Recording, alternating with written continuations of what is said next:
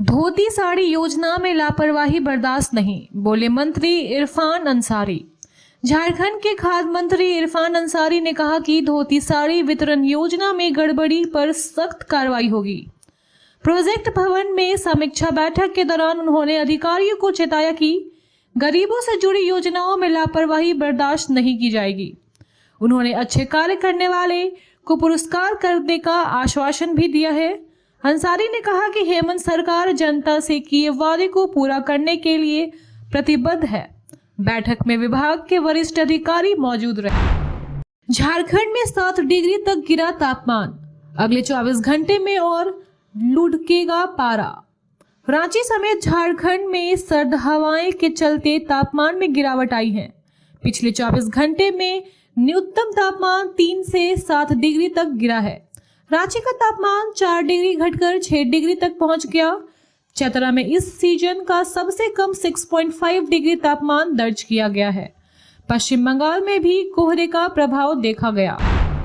Ranchi police पर ED अधिकारियों को फंसाने का आरोप। ईडी ने झारखंड हाई कोर्ट को हल्फनामा दायर कर रांची पुलिस पर साजिश रचने का आरोप लगाया। एजेंसी ने दावा किया कि पुलिस ने एक डायरी प्लांट कर ईडी अधिकारियों को फंसाने की कोशिश की। आरोपी संजीव कुमार और अधिवक्ता सुजीत कुमार को अवैध हिरासत में रखकर दबाव बनाया गया। ईडी ने कहा कि पुलिस हिरासत के चलते आरोपी जांच एजेंसी के समन पर पेश नहीं हो सके। झारखंड ने 75% आरक्षण कानून पर हाईकोर्ट की रोक। झारखंड हाईकोर्ट ने निजी कंपनियों में स्थानीय लोगों को 75% आरक्षण देने वाले कानून पर रोक लगा दी है। Chief justice MS Ramchandra Rao और जस्टिस दीपक रोशन की पीठ ने बुधवार को यह आदेश दिया। कोर्ट ने इसे समानता और व्यवसाय की स्वतंत्रता का उल्लंघन मानते हुए सरकार से जवाब मांगा है। अगली सुनवाई 20 मार्च को होगी। याचिकाकर्ताओं ने सरकार का यह कानून भेदभाव, समानता के अधिकार, व्यवसाय करने की स्वतंत्रता का उल्लंघन बताया है। मैया समान योजना के लाभुकों को 2500 भेजने की तैयारी शुरू। झारखंड सरकार मैया समान योजना की 2500 रुपए की राशि लाभुक महिलाओं के खाते में भेजने की तैयारी कर रही है। मुख्यमंत्री हेमंत सोरेन 14 दिसंबर को बरहेट दौरे के दौरान इसका हस्तांतरण कर सकते हैं। हाल ही में पेश हुए वित्तीय वर्ष 2024 से 2025 के दूसरे अनुपूरक बजट में महिला बाल विकास और सामाजिक सुरक्षा के लिए सार्वधारिक राशि आवंटित की गई है। झारखंड में वित्त मंत्री ने पेश किया 11,697 करोड़ का अनुपूरक बजट। झारखंड विधानसभा में वित्त मंत्री राधाकृष्ण किशोर ने वित्त वर्ष 2024 से 2025 के लिए 11,697.45 करोड़ रुपए का दूसरा अनुपूरक बजट पेश किया।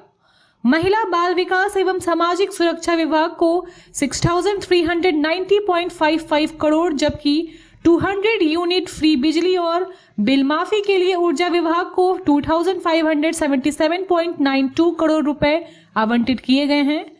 गृह, जेल और आपदा प्रबंधक को 445.96 करोड़ और शिक्षा विभाग को 574.69 करोड़ रुपए दिए गए।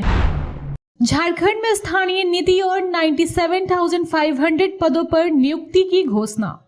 राज्यपाल संतोष कुमार गंगवार ने झारखंड विधानसभा में घोषणा की कि राज्य सरकार स्थानीय नीति बनाकर तृतीय व चतुर्थ श्रेणी की नौकरियों में आदिवासी और मूलवासियों को 100% आरक्षण देगी। महिलाओं के लिए 33% पद आरक्षित होंगे। राज्य में 97,500 पदों पर नियुक्तियां होंगी, जिसमें 60,000 शिक्षक, 15,000 प्रधानाध्यापक, 10,000 पुलिसकर्मी, 2,500 लिपिक और 10,000 भाषा शिक्षक शामिल हैं। बोधगया में हाई अलर्ट पर पुलिस। महाबोधि मंदिर को बम से उड़ाने की धमकी। महाबोधि मंदिर को बम से उड़ाने की धमकी मिलने के बाद बोधगया में सुरक्षा बढ़ा दी गई है। पुलिस और सुरक्षा एजेंसियां हाई अलर्ट पर हैं। श्रद्धालुओं को सघन जांच के बाद ही प्रवेश दिया जा रहा। सिटी एसपी प्रेरणा कुमार ने बताया कि मंदिर प्रबंधक को धमकी भरा पत्र मिला है, जिसके आधार पर बोधगया थाने में मामला दर्ज किया गया है। बिहार में मुख्यमंत्री उद्यमी योजना की दूसरी किस्त वितरण। मुख्यमंत्री उद्यमी योजना के तहत आज लाभार्थियों को दूसरी किस्त वितरित की जाएगी। पटना के अरुण भवन में आयोजित कार्यक्रम में मंत्री नीतीश मिश्रा और अन्य अधिकारी मौजूद रहेंगे। योजना के तहत 10 लाख रुपए तक की वित्तीय सहायता दी जाती है, जिसमें 50% अनुदान और 50% ऋण है। 2018 में शुरू हुई यह योजना आर्थिक रूप से कमजोर वर्गों को स्वरोजगार के लिए प्रोत्साहित करने की है। देश का पहला बाल कैंसर अस्पताल पटना में बनेगा। पटना के फुलवारी शरीफ में देश का पहला बाल कैंसर अस्पताल बनेगा, जिसका शिलान्यास मुख्यमंत्री नीतीश कुमार गुरुवार को करेंगे। महावीर कैंसर संस्थान द्वारा शुरू किया गया यहाँ 100 बेड का अस्पताल 18 साल तक के कैंसर पीड़ित बच्चों के लिए समर्पित होगा। यहाँ बच्चों का इलाज मुफ्त होगा। महावीर मंदिर न्यास ने इसे बढ़ते बाल कैंसर के मामले को ध्यान में रखकर शुरू किया। 2025 के लिए विश्वविद्यालयों और महाविद्यालयों की छुट्टियां का कैलेंडर जारी। राजभवन सचिवालय में 2025 के लिए विश्वविद्यालय और महाविद्यालयों की छुट्टियां का कैलेंडर जारी किया गया है। कुल 91 दिन छुट्टियां होंगी, जिसमें 30 दिन का ग्रीष्मावकाश शामिल है। शिक्षा का ग्रीष्मावकाश 21 मई से 20 जून तक रहेगा। इस कैलेंडर में रविवार और धार्मिक त्योहारों की छुट्टियां भी शामिल है, जिनकी तारीख बदल सकती है। एनआईए रेड में बिहार के सीतामढ़ी में अब्दुल अलीम के घर छापेमारी। 12 दिसंबर 2024 को एनआईए ने बिहार के सीतामढ़ी जिले के पचपट्टी में अब्दुल अलीम के घर पर छापेमारी की। अलीम, जो चिकन काउंटर चलाता है, आतंकी गतिविधियों से जुड़े संदिग्ध मामले की जांच का हिस्सा है। रेड के दौरान एनआईए ने अलीम का मोबाइल फोन जब्त किया और 3 घंटे तक पूछताछ की। हालांकि इस छापेमारी में कोई गिरफ्तारी नहीं हुई और जांच जारी है। बिहार चुनाव से पहले कांग्रेस और राजद में सियासी बयानबाजी। 2025 के बिहार विधानसभा चुनाव से पहले कांग्रेस और राजद के बीच बयानबाजी तेज हो गई है। कांग्रेस के प्रभारी शाहनवाज आलम ने मांग की कि यदि इंडिया गठबंधन की सरकार बनती है तो 2 उप मुख्यमंत्री बनाए जाएं, एक अल्पसंख्यक और एक सामान्य वर्ग से। हालांकि राजद प्रवक्ता मृत्युंजय तिवारी ने इसे गठबंधन धर्म का उल्लंघन बताया और सहयोगी दलों से ऐसे बयानों से बचने की अपील की। 15 अगस्त 2025 से पटना में दौड़ेगी मेट्रो। पटना मेट्रो का परिचालन 15 अगस्त 2025 से शुरू होगा।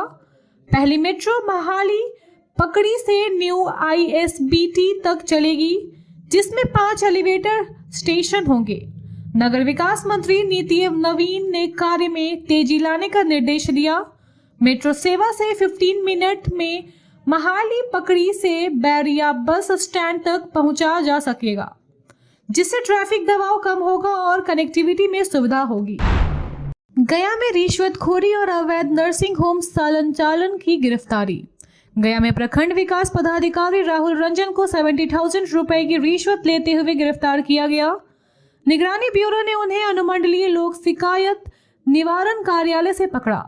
साथ ही गुरुआ थाना पुलिस ने फरार अवैध नर्सिंग होम संचालन राम प्रवेश यादव को गिरफ्तार किया। यह कार्रवाई स्वास्थ्य सेवाओं से जुड़े अवैध कारोबार पर कड़ी नकेल डालने के लिए की गई है।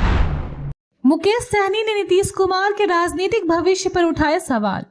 पटना में आयोजित मिलन समारोह में मुकेश सहनी ने नीतीश कुमार के राजनीतिक भविष्य पर टिप्पणी करते हुए कहा कि उनका समय खत्म हो चुका है और अब उन्हें एक हैप्पी एंडिंग देते हुए उत्तराधिकारी घोषित करना चाहिए। सहनी ने यह भी कहा कि यदि ऐसा नहीं हुआ तो अगले चुनाव में जनता उन्हें हटा देगी। उन्होंने BIP पार्टी के नीतीश द्विवेदी को शामिल करते हुए सिवान, गोपालगंज और छपरा में महत्वपूर्ण जिम्मेदारी का वादा किया। बिहार को मिलेगा 5.50 लाख अतिरिक्त प्रधानमंत्री ग्रामीण आवास। केंद्र सरकार ने बिहार को 5.50 लाख अतिरिक्त प्रधानमंत्री ग्रामीण आवास देने का निर्णय लिया है, जिससे 2024 से 2025 में कुल 7.93 लाख आवास मिलेंगे। इस फैसले से 11.1 लाख परिवारों को पक्के का घर मिलेगा। यह निर्णय केंद्रीय मंत्री शिवराज सिंह चौहान से मुलाकात के बाद लिया गया है। रीगा चीनी मिल 20 दिसंबर से फिर से चालू। सीतामढ़ी जिले की रीगा चीनी मिल 20 दिसंबर से फिर से चालू होगी, जो पिछले 4 वर्षों से बंद थी। इस मिल में 15 से 20 लाख क्विंटल गिद्रों की पेराई की उम्मीद है, जिससे 80 करोड़ रुपए गन्ना किसानों को मिलेगा। नए मालिक मेसर निरानी शुगर लिमिटेड द्वारा मिल की सक्षमता बढ़ाई जाएगी, जिससे क्षेत्रीय आर्थिक स्थिति में सुधार होगा। राजगीर में बनेगा डायनासोर पार्क, 66 मिलियन वर्ष पहले का युग होगा जीवंत। राजगीर में 66 मिलियन वर्ष पुराने मेसोजोइक युग का अनुभव देने वाला रोमांचक डायनासोर पार्क बनेगा। बिहार सरकार ने इस परियोजनाओं को मंजूरी दे दी है, जिसमें लगभग 20 करोड़ रुपए खर्च होंगे। यह पार्क 4.5 हेक्टेयर क्षेत्र में नेचर सफारी के पास बनेगा, जहां AI के जरिए डायनासोर की जीवंत प्रतिक्रियाएं, प्रदर्शनियां और इंटरैक्टिव गतिविधियां होंगी। बिहार की 3 ग्राम पंचायतों को राष्ट्रपति ने दिया सम्मानित। बिहार के 3 ग्राम पंचायतों को राष्ट्रपति द्रौपदी मुर्मू ने सतत विकास पुरस्कार 2024 से नवाजा।